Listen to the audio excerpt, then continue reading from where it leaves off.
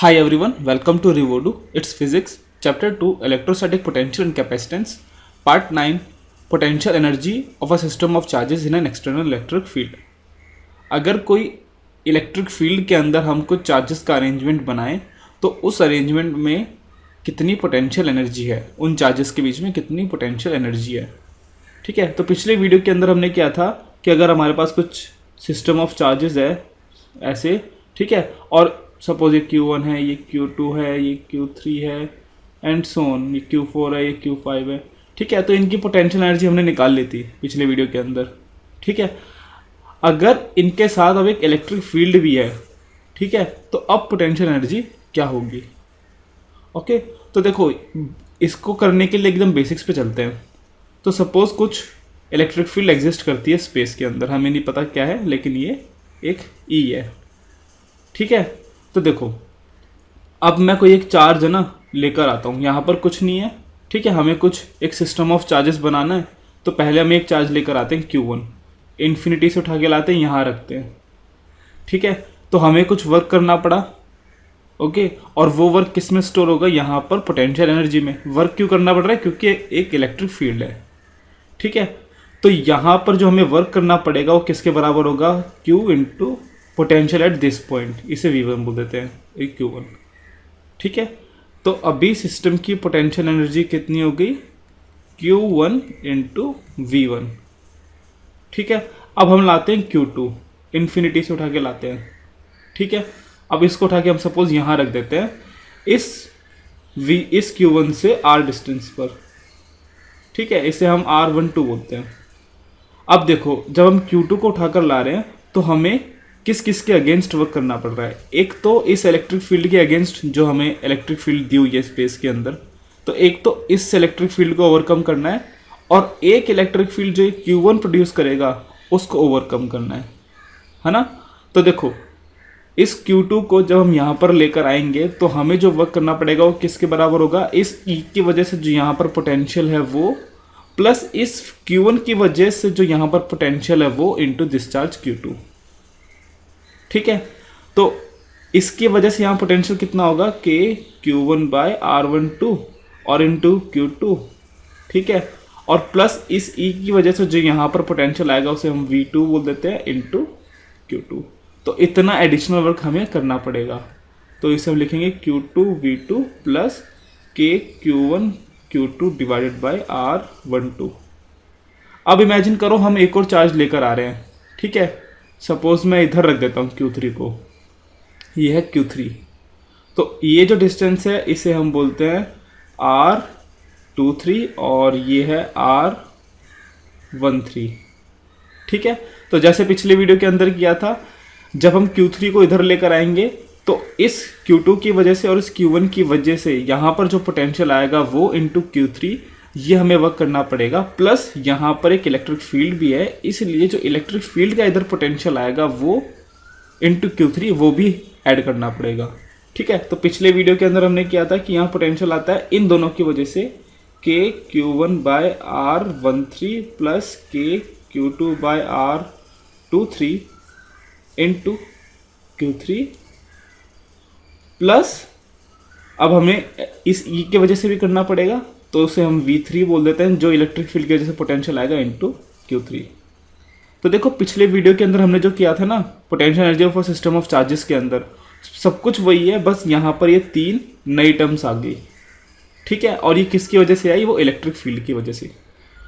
तो इस केस के अंदर सिस्टम ऑफ चार्जेस क्या होगा, Q1 V1 plus Q2 V2 plus Q3 V3 plus K Q1 Q2 by R12 plus K Q2 Q3 by R23 plus K Q1 Q3 by R13. ठीक है, या फिर इसको हम ऐसे भी लिख सकते हैं, U सिस्टम कितना होगा, Q1 V1 plus Q2 V2 plus Q3 V3 plus potential energy between 1 2, फिर potential energy between 2 3 plus potential energy between 1 3.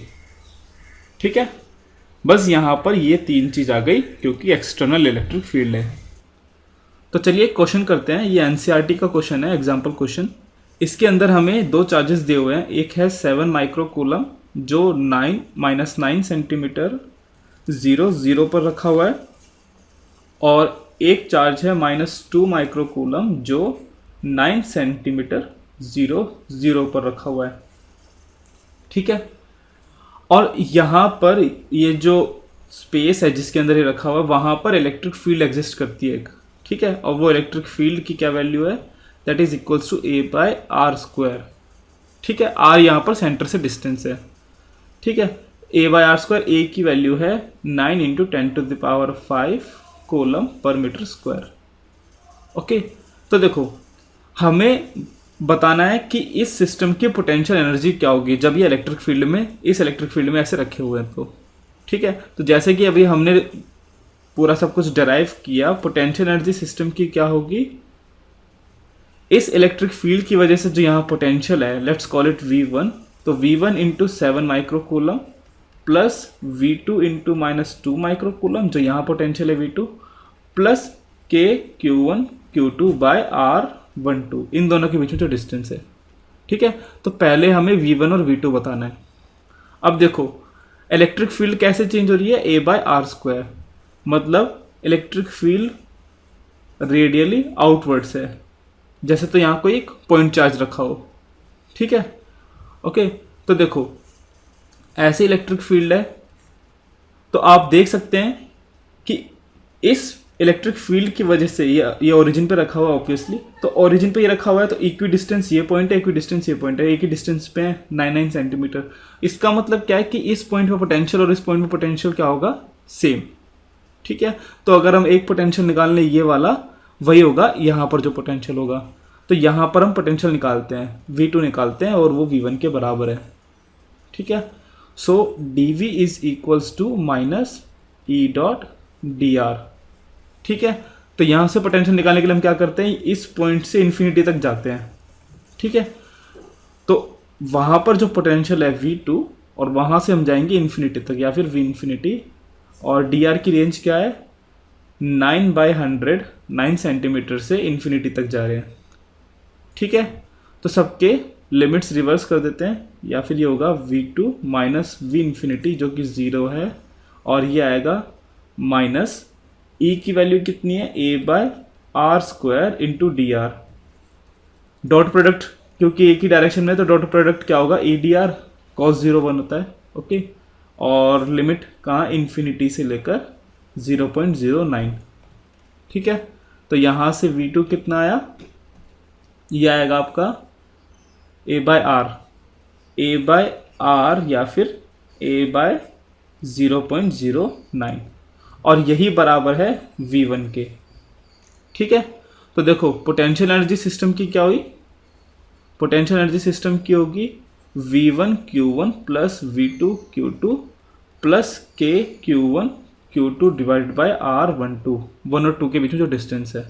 V1 और V2 सेम है, इसके बराबर A/0.09, और A की वैल्यू है 9 × 10⁵ डिवाइडेड बाय 0.09 इंटू Q1 कितना है, 7 माइक्रोकूलम, तो 7 × 10⁻⁻6 प्लस V2 कितना आएगा, सेम, डिवाइडेड बाय 0.09 इंटू, यहाँ पर चार्ज है -2, तो -2 लगा दिया, प्लस अब हमें K Q1 Q2 और ये करना है, तो K की वैल्यू हो गई 9 × 10⁻9, Q1 हुआ 7, Q2 हुआ -2, और इन दोनों की पावर हमने ऐड कर दी, डिवाइडेड बाय, इन दोनों के बीच में डिस्टेंस कितना है, R12, यहाँ से R12 आया 18 सेंटीमीटर, दोनों के बीच में डिस्टेंस, तो हम कर देते हैं 18, तो 18 × 10⁻⁻2। तो देखो ये कितना आएगा, अगर मैं यहाँ से डेसिमल हटाऊँ तो पावर ये 7 हो गई, 9 कट गया, और ये 70, तो 70, ये आएगा -20, और ये आएगा 9 × 2 18 काट दिया, 7, और ये पावर हो गई 11, अच्छा ये आएगा -0.7। ठीक है, तो आंसर कितना आया आपका, 49.3 जूल्स। ये आया potential energy of system.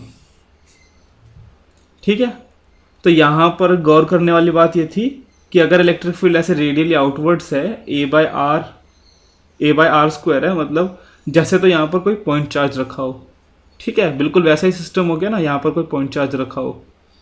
Okay, तो उस केस के लिए इलेक्ट्रिक फील्ड ऐसे ऐसे आएंगे, तो जो यहाँ पोटेंशियल है वो यहीं होगा क्योंकि दोनों इक्वी डिस्टेंस हैं।